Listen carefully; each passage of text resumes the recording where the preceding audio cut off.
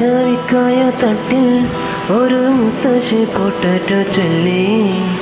കുഞ്ഞോളെ കുമ്പാളി മാമുണ്ട് ചാഞ്ചാട്.